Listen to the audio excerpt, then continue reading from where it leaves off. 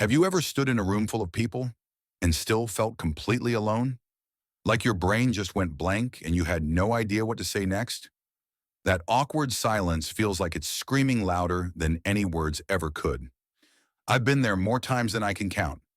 But what if I told you you could speak to anyone, yes, anyone, and never run out of things to say? We all face those moments. Meeting a distant cousin at a wedding you haven't seen in years, trying to talk to a stranger at a bar, or just navigating small talk with someone new at work. Most of us think, I'm just not a people person, or I'm too shy.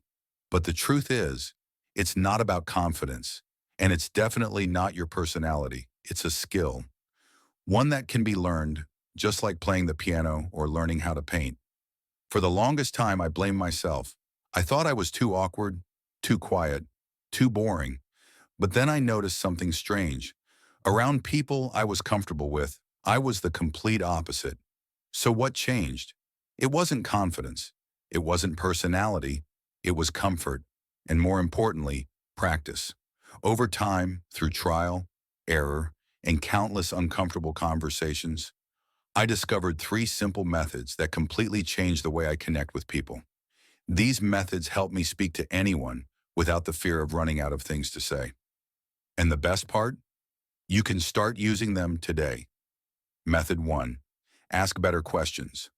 Let's say someone says, I went golfing this weekend. You could say, oh, that's cool, and stare into the abyss.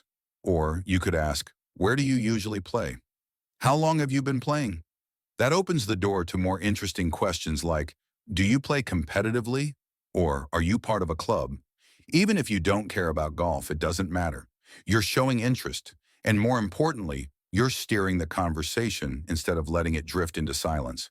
Because here's a secret. The person who asks the questions controls the conversation. Method 2. Listen like you mean it. Most people don't listen to understand, they listen to respond. They're just waiting for their turn to talk. And when you do that, you miss everything. When you actually listen, you unlock clues to where the conversation wants to go. You start asking more relevant questions. You say things that actually make sense. And suddenly the conversation starts flowing on its own. Method 3. Find common ground. We naturally bond with people who share something with us. Sometimes it's obvious. You both love the same sport or music. Other times, it takes a little digging. But with the right questions, you'll always find a common thread. And once you find it, ride that wave. That's where real connection lives.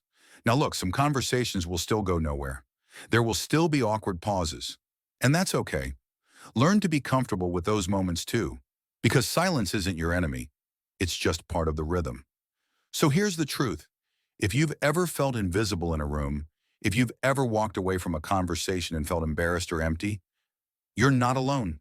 But you can change that. You can be the person who lights up a room, who connects deeply, and who always has something to say. Because it's not about being extroverted. It's not about being confident. It's about learning a skill. And these three methods are your first steps. So the next time you meet someone new, try them and watch what happens.